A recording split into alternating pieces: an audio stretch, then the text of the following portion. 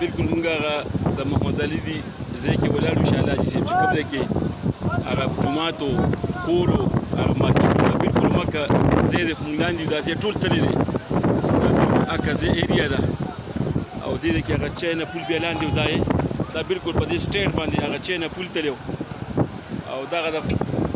یو دغه کبانو دغه یو دغه فارم و که څوک دغه بچ پاتې نو دې خوا دغه د بلال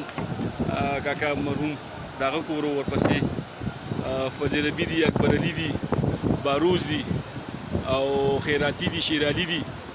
او بیا غفران الله دي اکزاده مما دي مولوي صاحب دي فرمان دي او فیلسوف خان او ممتاز لالا دا ټول دغه دي دا غون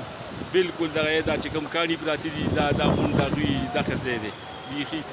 هغه ټول وار شوي دي او الله دې باقي خیر کې ډېر زیات نقصان یې کړی دی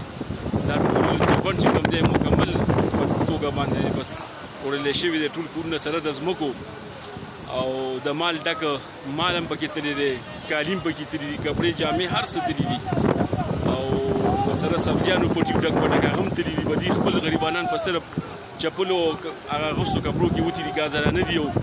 د نارینه دي په صرف خپل ځان ایستې نور په مکمله توګه دا باندې جابن تباه شوي دی الله دې باقي خیر کړي او حکومتي چارواکو کې زما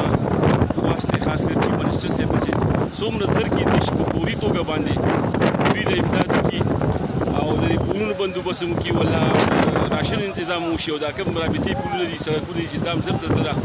بحال شي په دې خلکو به رابطه مونږ سره شروع شي بیا په دغه کې پاسه که یو د سردادي کور چې دی هغه سردادي کور په هایټ باندې و نو اکه بچ شوی دی